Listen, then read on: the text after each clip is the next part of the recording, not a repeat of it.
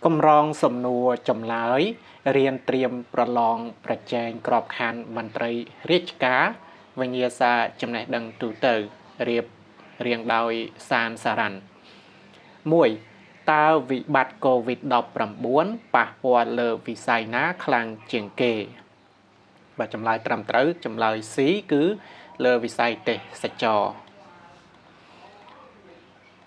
សំណួរទី2តើប្រាសាទព្រះវិហារត្រូវបានដាក់បញ្ចូលក្នុងបេតិកភណ្ឌពិភពលោកនៅថ្ងៃខែឆ្នាំណាបាទចម្លើយត្រឹមត្រូវចម្លើយ B គឺថ្ងៃទី7ខែកក្កដាឆ្នាំ2008សំណួរទី3តើប្រាសាទអង្គរវត្តត្រូវផ្ដើមកសាងដោយក្សត្រអង្គណាបាទចម្លើយ B គឺសូរ្យវរ្ម័នទី2សំណួរទី4តើរដ្ឋធម្មនុញ្ញនៃព្រះរាជាណាចក្រកម្ពុជាត្រូវបានប្រកាសឲ្យប្រើនៅថ្ងៃណាខែឆ្នាំណាចម្លើយ B គឺថ្ងៃទី24ខែកញ្ញាឆ្នាំ1993សំណួរទី5តើសម័យអង្គរចាប់ផ្ដើមនៅឆ្នាំណានៃគ្រិស្តសករាជចម្លើយត្រឹមត្រូវគឺចម្លើយ B នៅឆ្នាំ802សំណួរទី6តើទន្លេមេគង្គហូរកាត់ប្រទេសកម្ពុជាប្រវែងប៉ុន្មានម៉ែត្របាទចម្លើយ A គឺ500គីឡូម៉ែត្រសំណួរទី7តើទន្លេមេគង្គមានប្រវែងប៉ុន្មានម៉ែត្របាទចម្លើយ C គឺ4200គីឡូម៉ែត្រ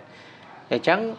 បើហូរកាត់ប្រទេសកម្ពុជាតែ500គីឡូម៉ែត្រទេប៉ុន្តែប្រវែងសរុបនៃទន្លេមេគង្គគឺ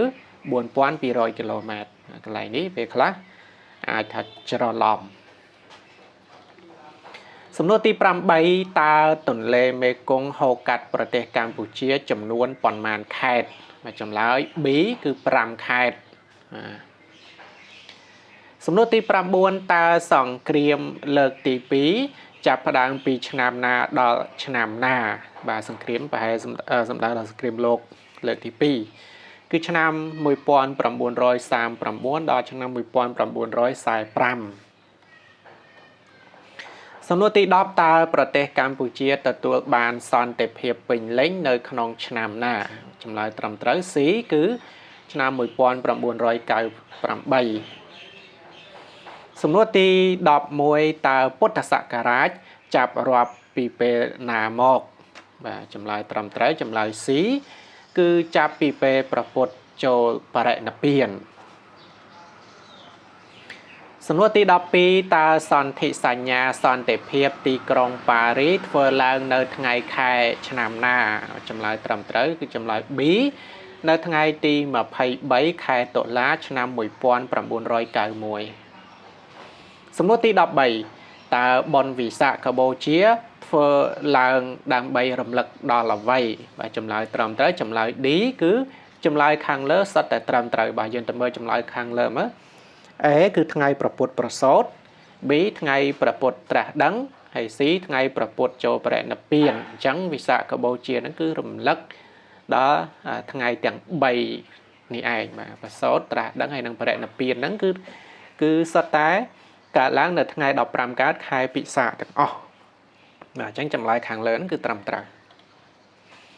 សំណួរទី14តើនៅអំឡុងសម័យអាណានិគមបារាំងតើព្រះមហាក្សត្រខ្មែរប៉ុន្មានព្រះអង្គដែលសោយរាជណាគឺចម្លើយ C 4ព្រះអង្គបាទចម្លើយទី15តើប្រទេសកម្ពុជាមានព្រំប្រទល់ខាងលិចជាប់នឹងប្រទេសណាប្រទេសជិតខាងយើងនោះបាទប្រទេសសៀមសំណួរទី16តើប្រទេសកម្ពុជាទទួលបានឯករាជ្យពីបារាំងនៅថ្ងៃខែឆ្នាំណាបាទចម្លើយ B ថ្ងៃទី9ខែវិច្ឆិកាឆ្នាំ1953គឺរយៈពេល90ឆ្នាំសំណួរទី17តើប្រទេសណាខ្លះចាញ់សង្គ្រាមលោកលើកទី2បាទចម្លើយ B គឺជប៉ុនអ៊ីតាលីនិងអាល្លឺម៉ង់បាទសំណួរចម្លើយទំនងសំណួរទី18តើរដ្ឋនីមួយៗត្រូវមានធាតុផ្សំចំនួនប៉ុន្មានបាទចម្លើយ C គឺចំនួន4បាទ សំណួរទី19តើប្រទេសកម្ពុជាចូលជាសមាជិកអាស៊ាននៅថ្ងៃខែឆ្នាំណាបាទចម្លើយ B ថ្ងៃទី30ខែមេសាឆ្នាំ1999នៅទីក្រុងហាណូយប្រទេសវៀតណាមសំណួរទី20តើរដ្ឋប្រហារទម្លាក់សម្ដេចនរោត្តមសីហនុនៅថ្ងៃខែឆ្នាំណាបាទចម្លើយ C នៅថ្ងៃទី18ខែមីនាឆ្នាំ1970បាទអញ្ចឹងគឺមាន20សំណួរហ្នឹងហើយខ្ញុំគិតថាសំណួរចម្លើយវិញ្ញាសាដែលយកចេញពី page ណាតាម Facebook តាមអីហ្នឹងខ្ញុំគិតថាមានអត្ថភាពចេញច្រើនដោយសារតែអ្នករៀបរៀងយកទៅបង្ហោះហ្នឹងគឺមកជាឆ្កឹះយកតែអ្វីណាឬថាជាបទពិសោធន៍របស់អ្នករៀបចំហ្នឹងដឹងថាទ្របប្រឡងចេញអីផ្សេងអញ្ចឹងទៅអញ្ចឹងហើយខ្ញុំផលិតជាវីដេអូបងប្អូនតាមដានមើលទៅអាចថានឹងប៉ះច្រើនបាទពេលប្រឡងហ្នឹងជាពិសេសយើងចិត្តដល់ពេលប្រឡងគ្រូកិច្ចព្រមព្រៀងហើយដំណឹងមកលាខ្លះមកបាទអញ្ចឹងត្រៀមបដាឲ្យខ្ញុំនឹងព្យាយាមផលិតនៅវីដេអូនៅពេលដែលខ្ញុំដកស្រង់បានឯកសារផ្សេងចែកជូនបងប្អូនតទៀតបាទបើចង់តាមដានឲ្យបានដិតដល់សូមចុច Subscribe និងសញ្ញាកណ្ដឹងនៅពេលដែលខ្ញុំអាប់ឡូតទៅព័ត៌មាននៃវិញ្ញាសានឹងលោតទៅដល់បងប្អូន